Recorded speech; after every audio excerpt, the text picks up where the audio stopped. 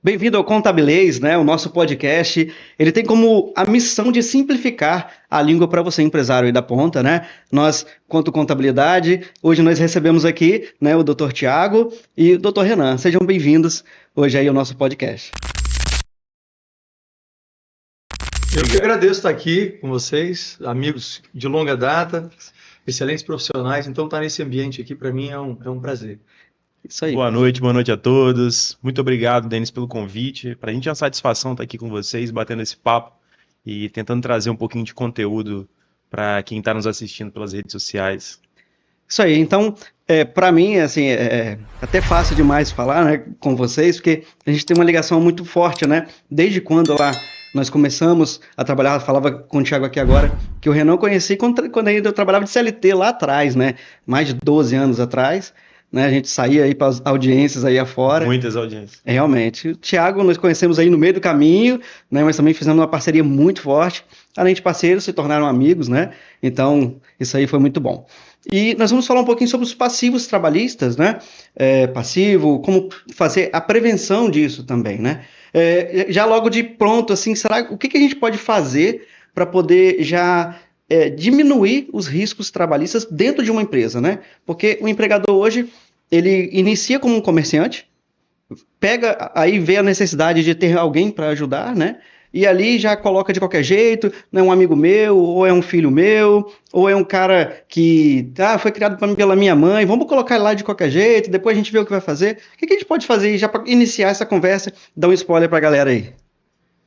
Eu acho, Denis, assim, que a percepção do empresário, de modo geral, do pequeno, do médio empresário, que o grande empresário já tinha essa prática, ela tem mudado um pouco com o conhecimento que está na palma da mão de todo mundo, né? Porque até ontem, acho que a contabilidade e o jurídico eram um mal necessário para o empresário, né? Um mal necessário no sentido de eu preciso da contabilidade, que eu tenho que pagar meus impostos, eu tenho que ter empregado, e do jurídico eu preciso dele, não da assessoria. Essa que era o entendimento do empresário. Eu preciso do jurídico porque alguém está me processando. Mas isso a gente tem percebido que tem mudado. Até o pequeno empresário tem tido mais preocupação em evitar que grandes problemas aconteçam. Então, a gente aqui, por exemplo, nós representamos 2 escritórios, né? Um escritório de contabilidade, um escritório de advocacia, e que trabalham exatamente na prevenção de eventuais demandas, né? A gente costuma dizer, é uma fala que a gente repete muito, né? De que a advocacia de apagar incêndio é uma advocacia burra, porque você, na verdade, você vai mitigar o tamanho do problema que foi desencadeado, né? Então a gente trabalha muito nessa parte de auxílio, de assessorar, de se tornar um braço realmente do empresário, em todos os aspectos. E aí você está tratando aí não só de uma matéria específica, né? É um mundo de possibilidades, um mundo de matéria, né? Tributário, fiscal, trabalhista, societário, empresarial, enfim. Então, eu acho que essa percepção tem mudado bastante. Sim.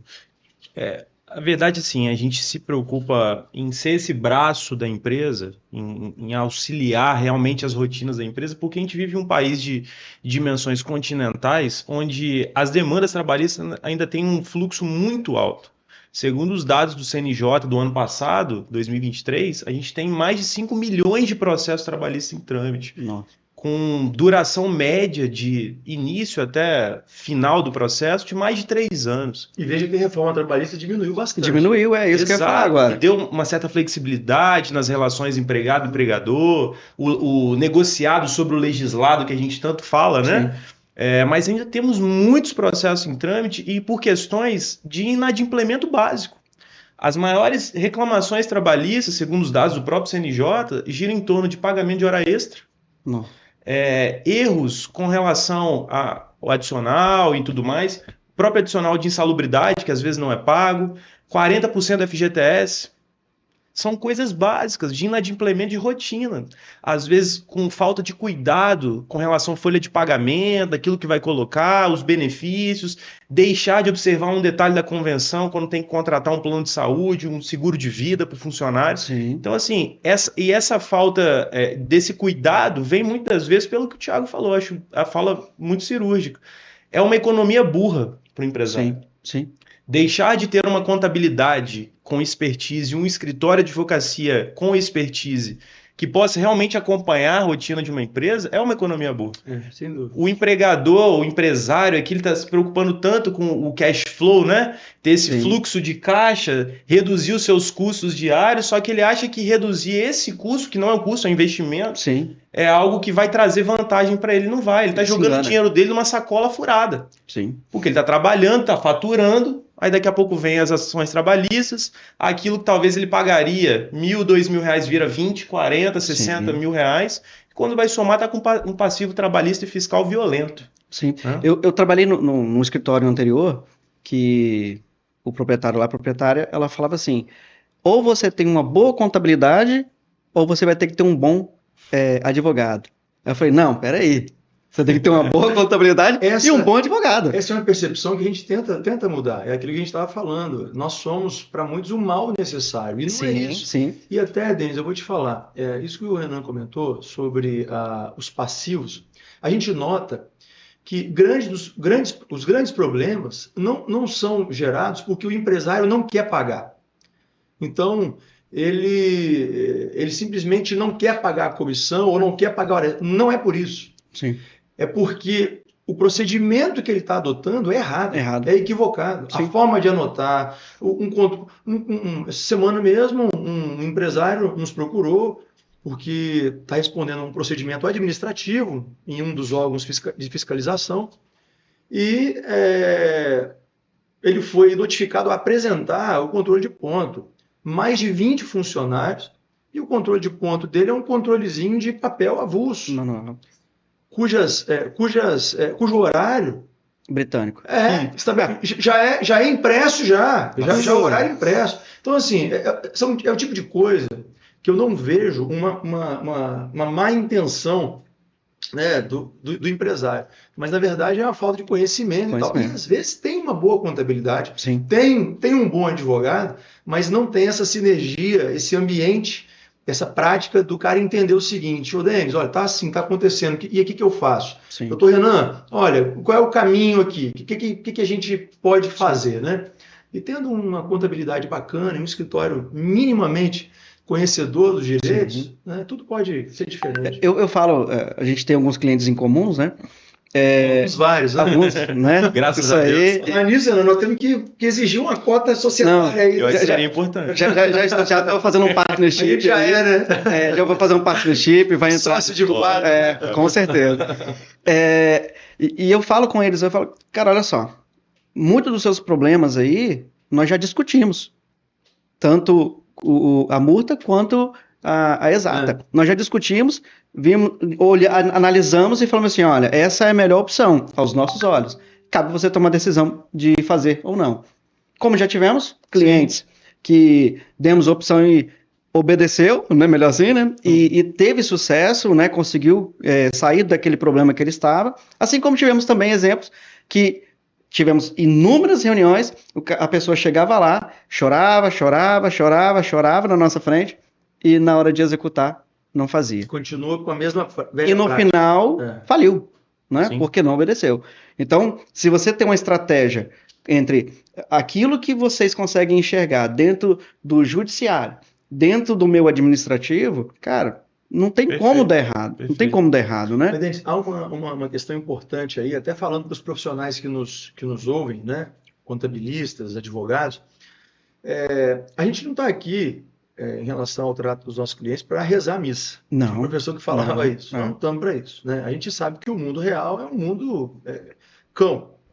Mas, assim, a sugestão que a gente dá é que, além da recomendação jurídica, contábil, fiscal, a gente tem que entender também a rotina do empresário. Perfeito. A gente não pode atacar ou simplesmente querer alterar a rotina societária do indivíduo. Sim. Então, assim, as recomendações, elas não podem ser radicais.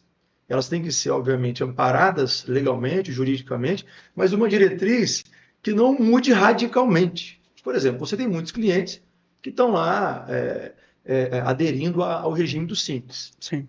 1, 2, 3 empresas, quando deveriam já ter migrado para um outro regime tributário. Qual é a recomendação adequada? Olha, é lucro presumido ou lucro real? Enfim. Sim. Só que isso, na prática, envolve uma série de mudanças na rotina da empresa, né? Então, assim, há algumas cautelas importantes nessa recomendação. A gente sempre diz aqui, né, para o empresário, cara, olha só, você é simples nacional, vai mudar para o lucro presumido? Primeiro, cara, organiza a empresa. Organiza a empresa, porque é um pulo tremendo, né? De organização, até mesmo de organização de pagamento de guia, porque de uma vira 5, 6, 7, 8 guias. Você unifica em uma e depois tem que pagar tudo separado. Isso. E a organização cara, se o seu administrativo está bem, tá ok, você vai conseguir aqui obter lucro, mas primeiro organiza a casa. Tem gente que fala assim, ó, eu tô vindo de outro contador, eu tô vindo, sei lá de onde vem, ele diz assim, olha, já quero ir pro lucro presumido. Eu falei, não, peraí, vamos analisar quem é você primeiro, né? Porque, mas você vai fazer eu perder dinheiro. Não é eu tô fazendo você perder dinheiro, pelo contrário, não quero que você perca no futuro, porque depois que foi feito, é um ano perdendo dinheiro, né? Então, quando chega aqui, a primeira coisa que a gente faz, ó, primeiro, chega, vamos analisar quem é você, vamos analisar o seu negócio. Nós fizemos um com a clínica, por exemplo, né? Tem uma clínica aqui perto da gente que nós analisamos. Ela estava pagando a presunção de 32%, caiu para 8%. Maravilha. Cara, espetacular. Pelo amor de Deus, né? Não tem nem o que falar. Aí, agora tem a recuperação de posses que nós vamos trabalhar juntos. Sim. Não é isso? Então, mas isso envolve muito, Denis, essa questão da rotina da empresa. Voltando para o tema trabalhista, durante esses anos todos, a gente já pôde aconselhar o cliente a fazer algumas coisas dentro da realidade dele, e ele não fez. Sim.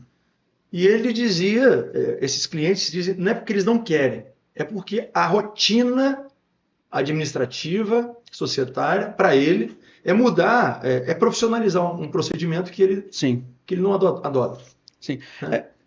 Até ia fazer a pergunta agora, assim, como eu posso mapear isso, né? Esses riscos dentro da empresa, né? Uma visão de cima, né? Porque normalmente o empresário está ali no meio ali, ele quer que o negócio gira, mas se é uma cozinha, ele quer botar a cozinha de qualquer jeito. Então, assim, como eu faço aí para mapear esses riscos? Por exemplo, vou dar um exemplo aqui, o cara bota para fazer uma experiência, né? Não, vou botar aqui 3 meses para fazer experiência, mas não registra, não faz nada. Como eu consigo mapear isso aí dentro da empresa? Os riscos, os maiores riscos, vamos dizer assim. Então, eu penso que, com relação a esse mapeamento, a gestão de riscos que a empresa tem, que deve ser feito esse trabalho conjunto, contabilidade e jurídico, sempre. Por que contabilidade e jurídico? Algumas das situações a gente consegue prever, seja na participação quando a construção da própria convenção coletiva sindicato patronal com sindicatos empregados, muitas das vezes firmando, como nós já firmamos várias vezes, acordos coletivos específicos para aquela empresa, né? Com a construção de normas internas para a empresa, de funcionamento de rotina. O regimento interno é isso. É cuidar do dia a dia da empresa. E quando o funcionário sabe bem o que ele tem que fazer e quais as sanções ele vai ter caso ele descumpra essa rotina, isso facilita muito o próprio workflow da empresa, né? Essa gestão de processo da empresa. Sim. Só que o problema é que alguns empresários não querem ter essa organização nos seus processos. Qual é o processo da sua empresa de vendas? Sei lá, a gente vende. Né? Sim. Só que tudo é processo. E tudo precisa estar desenhado. Isso é mapear, isso é gerir riscos. É você entender como que inicia até a ponta. Então, quando a contabilidade faz esse trabalho em conjunto com o jurídico participa desses instrumentos, seja um instrumento coletivo, seja o próprio regimento interno, os contratos que são firmados, você já está mapeando o risco. Vem um empregado para a empresa, e aí o jurídico vem e constrói um contrato de trabalho com todas as nuances, com todas as especificidades que são importantes para o desempenho daquela atividade. Você está mapeando o risco. Então você está facilitando também já o lado da contabilidade, vai ter que se preocupar com outras coisas. E aí nesse trabalho em conjunto, você vai reduzir um possível passivo trabalhista. Agora, o que não dá é para o empresário trabalhar no escuro, sem saber o que está acontecendo. E isso muitas vezes acontece. Sim. Chega às vezes o empresário e fala assim, eu não sei se eu tenho que pagar tal verba para o meu trabalhador, mas por que você não sabe? Não, porque esse cara tem a função tal, esses dias a gente se deparou com um cenário desse. E parece que é o sindicato tal que o representa, mas peraí, É um sindicato por empresa, de acordo com essa atividade preponderante, salvo categoria diferenciada. Isso está na lei. Sim. Esse cara é categoria diferenciada? Existe um sindicato que representa essa categoria? Se sim, tudo bem. Se não, é o sindicato de acordo com a atividade preponderante. Então, esse tipo de dúvida que, às vezes, o empresário te procura, mas tem muitos que não procuram. E vai te procurar quando o incêndio acontece. Isso que a Ana está falando, na toada da sua pergunta, como é que faz para poder mapear e tal? Porque não se faz uma auditoria rotineira numa empresa. Uma auditoria no sentido estrito senso é virar a empresa, a sociedade empresária, a empresa do avesso, em todas as suas frentes. Sim. Então é por isso que essa auditoria rotineira, aí vamos chamar auditoria lato sensu, é uma auditoria que depende muito mais do empresário, do cliente, do que dos profissionais que estão à disposição. Sim. Porque nós não vivemos a rotina o dia -a -dia. interna, o dia a dia interno, né, da atividade empresarial. Nós não vivemos. Então, às vezes, a gente advoga para muitas construtoras. Tem construtora que nem contrato para nós manda para poder revisar. A minuta está pronta, ajeita aqui e vida que segue. Então, assim, nós não temos como ajudar, eu falo por todos nós, intervir naquilo que nós não temos conhecimento. Quem não quer ser ajudado, né? Sim. A gente não tem como ajudar. Então, assim, é por isso que vocês trabalham assim, a gente também, como a Ana falou, esse braço da empresa contábil e jurídico, ele é importante na rotina. E existe uma pecha profissional que é tentar falar com o contador e não conseguir, tentar marcar e vai marcar para daqui a 15 dias. Advogado é pior ainda. Olha, tá bom, mês que vem. E aí o empresário está ali querendo contratar alguém em tempo de experiência. Né? Não vou assinar não, vou deixar aqui, né, malgrado aí as disposições da CLT, que é 48 horas você tem que assinar uma carteira. Sim. Ou está recebendo seguro-desemprego, vai ajudar o cara. E aí faz uma concessão. Sim. Não assina a carteira porque está recebendo seguro. Então, assim, a gente precisa ter, para fazer essa atuação, precisa ter essa demanda, né? Ser provocada. Mas entendo também que um pouco da contabilidade entra aí também nesse momento, é quando ele é acionado, eu quero admitir um motorista, por exemplo. Perfeito. Então, cabe também ali um pouco da expertise do departamento pessoal em si, em dizer, olha, motorista tem isso, tem aquilo, tem que fazer... Conversão do Sintrovig, isso, tem esse direito. Tem que fazer ruído, tem que fazer, sabe, essas análises. Lei federal que trata sobre motorista. Entra em contato também lá com o jurídico para amarrar alguma coisa que às vezes está destoando. Então, eu acho que isso aí vem um pouquinho também da contabilidade em si também para poder dar esse start, né? Porque nem sempre ele vai saber. O cara lá quer contratar. Eu quero contratar. Eu quero colocar o cara para dentro. Se é com um dia, com dois, tem que fazer ASO antes, tem que fazer ASO depois. Para ele é indiferente, né? Produzir. Cara, joga o cara aí, bota ele para rua, né? Então, eu vejo também que tem um pouco dessa expertise aí do escritório para poder acionar o jurídico, né? Como a gente faz inúmeras vezes aqui, calma aí, isso aí já não é minha área não. Isso aqui você segue lá com o Thiago, com o Renan, que já é essa parte com eles lá, eles vão analisar e vão te dar. Uma coisa, por exemplo, que a gente pode até discutir aqui agora, que eu lembrei, sobre o microempreendedor, né? O microempreendedor hoje virou moda você contratar, né? Vamos contratar como PJ, como PJ, como PJ. E aí nós temos aí aquelas 5 características de vínculo de emprego. Queria que vocês comentassem um pouquinho sobre isso aí. Isso aí entra um pouco, né, naquela questão da temática da terceirização, que daria um outro podcast, né? A questão do microempreendedor é uma coisa muito boa, que fomenta a economia de modo geral, mas essa ferramenta tem sido usada em muitas situações para fraudar o contrato de trabalho, né? Fraudar a relação de emprego, né? Então, o indivíduo ele tem todas as características que demonstram a existência de uma relação laboral, né? De uma relação de emprego genuína, só que ele emite nota fiscal, né? Então, Quando emite, né? Quando emite. Quando emite. Exato. Então, o indivíduo tem pessoalidade, ele segue ordens, ele obedece, a forma, o modus de realizar o trabalho é do jeito, do tempo e da hora que o empregador quer. Então, isso é fraude ao contrato de trabalho. E não é difícil, né? Não é difícil. E pelo princípio da primazia da realidade, pode existir empresa, pode existir contrato social, pode existir o que for. Né? Se de fato o indivíduo demonstrou, então... A gente tem visto, e eu acho que isso é bom para o empresário, uma certa benevolência por parte dos tribunais superiores, sobretudo do STF, nos últimos tempos, com relação a essa temática. Sim, né? Recente, inclusive. Recente, isso é muito bom. O STF tem se posicionado contrário a alguns entendimentos do TST a respeito dessa terceirização, né? O que eles chamam de forma pejorativa de pejotização. Né? Sim. Então, assim, são instrumentos importantes, mas eles precisam ser avaliados realmente dentro dessa rotina da empresa. Existem situações, atividades que podem ser terceirizadas, isso pode trazer um alívio no caixa diante de algumas...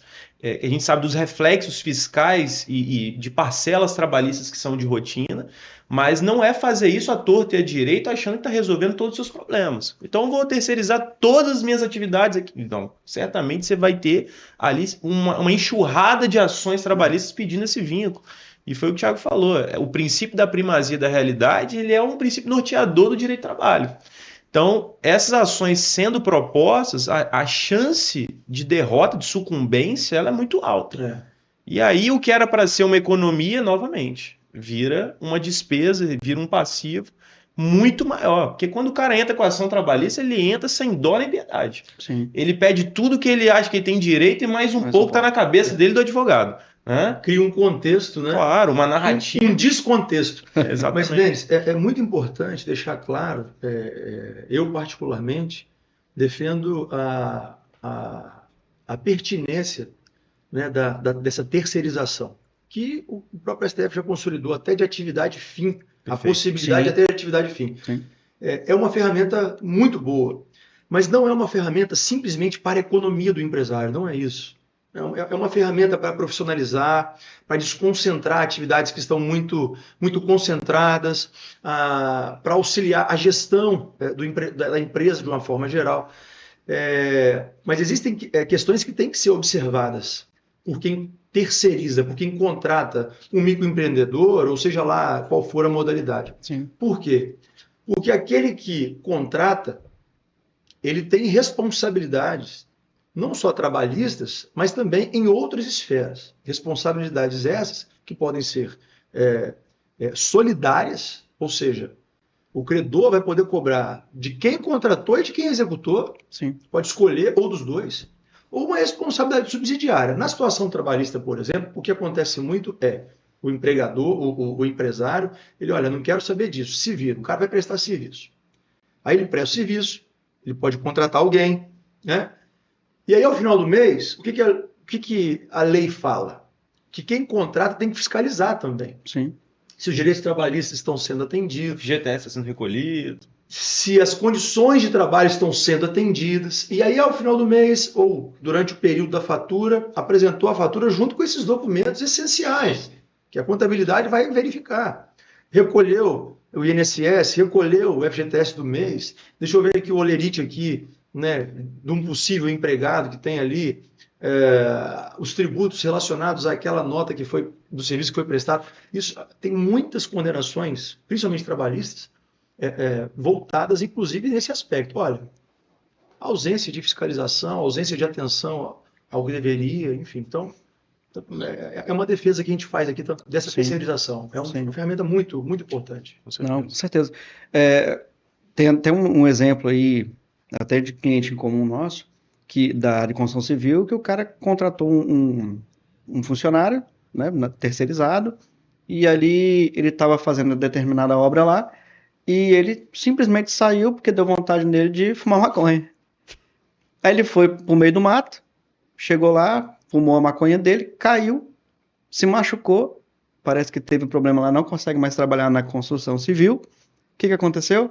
O cara entrou com processo contra a empresa, a terceirizada, e aí o que fez? O INSS, perdão, ele entrou com um pedido de benefício, né? O INSS concedeu o benefício a ele, fez uma... Aí o INSS foi lá, teve uma ação, se não me engano, de regresso, alguma coisa assim. Por reconhecer um acidente de trabalho. Isso. E aí o INSS concedeu um benefício previdenciário acidentário. Isso. E a lei federal estabelece o direito de regresso do INSS em face do empregador. Ou seja, a conta é sua, meu amigo, a conta não é minha, não. Então você paga, e aí vem um valor exorbitante, porque foi os benefícios que eles pagaram até agora. E ainda o cara vai ter que pagar um salário mínimo por mês para o INSS para reembolsar o cara que ele está pagando lá. Olha a tragédia que aconteceu na vida do empresário, porque de um detalhe que o empregador tinha que estar lá olhando assim, não fuma maconha não, filho, vem para cá. Você imagina? Infelizmente, esse dever de fiscalização é acho que uma das piores obrigações que o empregador tem.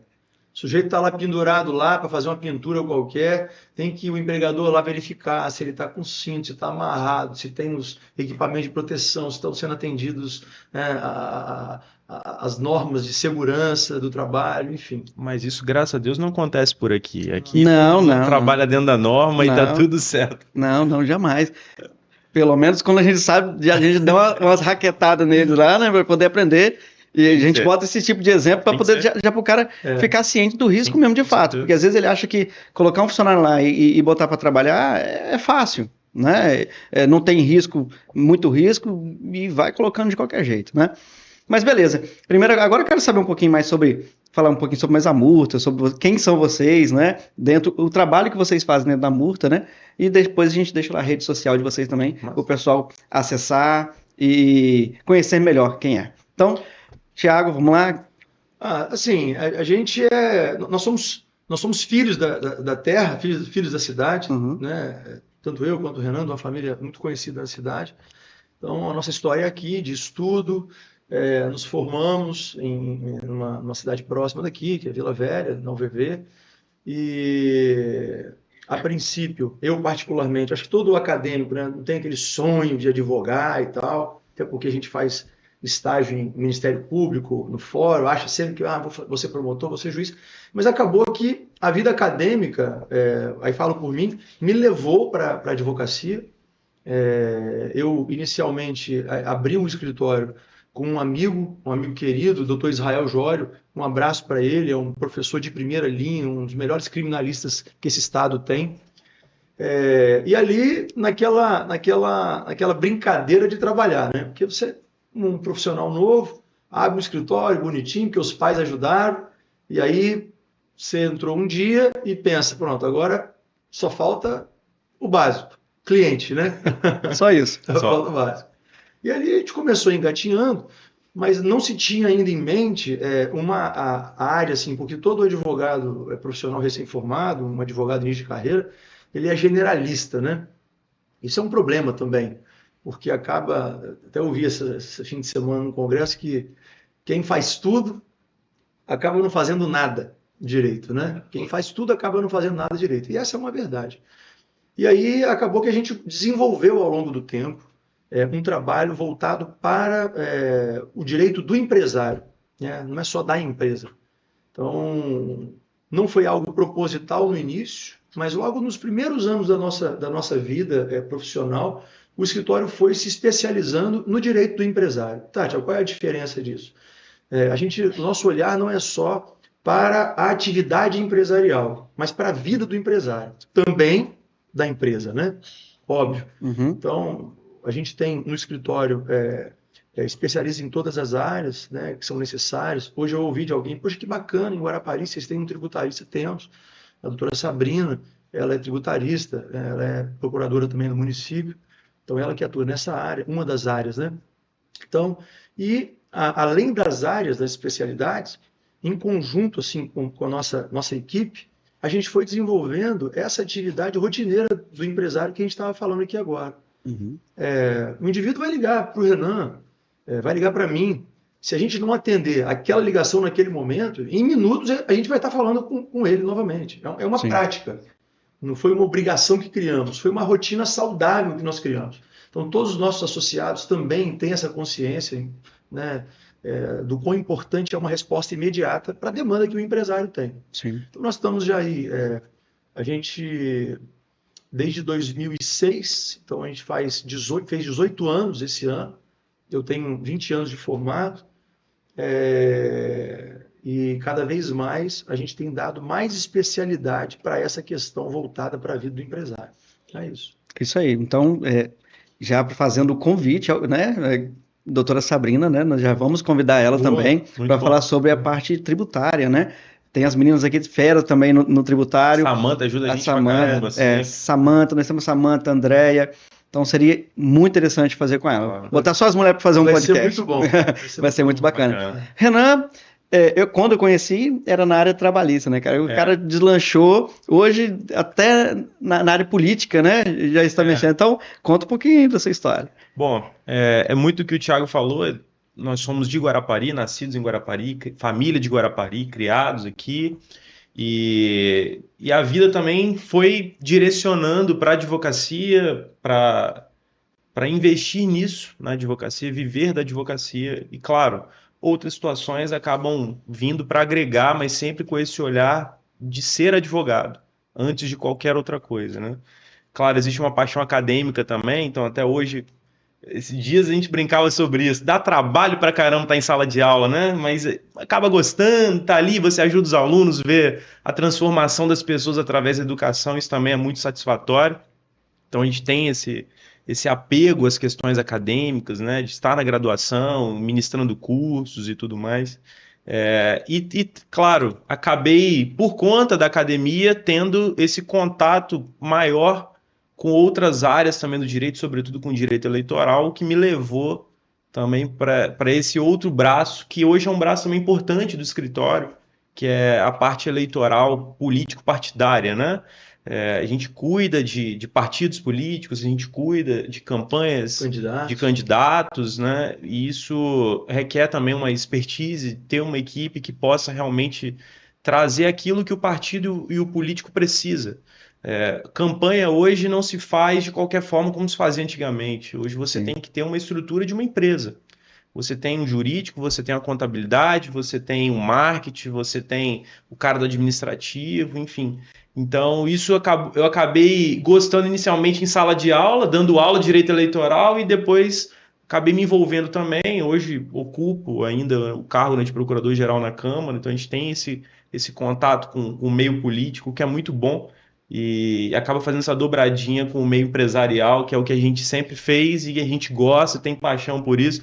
Além de advogado, a gente se envolve com empresa mesmo, né? O Thiago tem os seus negócios na área empresarial, eu também tenho. Inclusive, somos clientes da Exata, né? Antes de mais nada. Ah, e se não fosse? Então a Exata nos acompanha, fica aqui o jabá, entendeu? Isso aí, obrigado, porque tem 3 meninos para sustentar. E é isso, e assim a gente vai caminhando, tentando ajudar tanto na área política, mas na área empresarial, que foi a primeira paixão que nos despertou. Isso aí. E qual é o arroba de vocês na rede social, no Instagram? Meu é @Thiago Gobi, com 2 Bs, e do escritório é @Murta e Cerqueira. Ótimo. Meu arroba é Renan Gobi ADV, de advogado. E sigam lá o escritório, sigam o Thiago, sigam a Exata. Isso aí. Não deixe de seguir não, pelo amor de Deus. Pessoal, então já está aqui o recado dado, né? Então vocês já conseguem ver aí que tem muita coisa para a gente aprender com eles. É um escritório realmente muito conceituado aqui em Guarapari, no Espírito Santo, na realidade, né? Até fora, muitos atendimentos aí. E siga aí essas páginas, siga, porque tem muito conteúdo bacana, estão divulgando muita coisa, tem muita coisa saindo aí nova, sim, né? E não para por aqui, né? Como eles falaram, é um corpo jurídico completo, né? Tem vários especialistas, cada um atua na sua área, e isso é bacana, né? Porque cada um entende bem daquilo que faz bem. Né? Sem dúvida. Então, não tem jeito, né? É assim como a contabilidade e o corpo jurídico. Cada um trabalha na sua área. E ninguém ultrapassa a sua área aqui. E siga mesmo, porque eu tenho certeza que nos próximos tempos a gente vai ter muito conteúdo para o empresário. O Thiago já tem feito algumas postagens nesse sentido, o escritório também tem feito algumas postagens. Eu estava um pouco mais envolvido com essa parte eleitoral, em razão de ser um ano eleitoral. Até por conta da campanha, né? Até por conta da campanha, né? Embora já fiz até alguns vídeos também sobre isso, quando teve a decisão do STF sobre essa questão da terceirização, eu fiz um vídeo lá no meu feed, e a gente vem agora numa pegada de trazer mais conteúdos para o empresário em todas essas esferas que acompanham a rotina da empresa, seja na questão trabalhista, contratual, societária, fiscal. Quem sabe a gente não lança mais alguns conteúdos inéditos aí. Eu já separei algumas coisas, até troquei ideia com o Thiago para a gente falar de compliance trabalhista, falar de auditoria. A gente não falou hoje aqui, mas os empresários, muitos ainda não estão fazendo a questão da adequação LGPD. Sim. Que ela é tão importante. Já é realidade. Já é uma obrigação. Porque a LGPD não só com o tratamento de dados sensíveis dos seus clientes, mas dos seus próprios funcionários. Sim. Né? Enfim, uma série de coisas que é redução de passivo trabalhista, de ações que podem surgir. Então fiquem atentos. Tem muitos dados sensíveis ali dentro do quadro funcionário, não tem nem, né? Tem nem discussão sobre isso. Né? Então, é isso, nós ficamos por aqui, né? Nós falamos um pouquinho sobre essa parte trabalhista e os riscos. E na próxima a gente vai falar coisas muito mais profundas. Espera aí só um pouquinho que já chegamos por aí.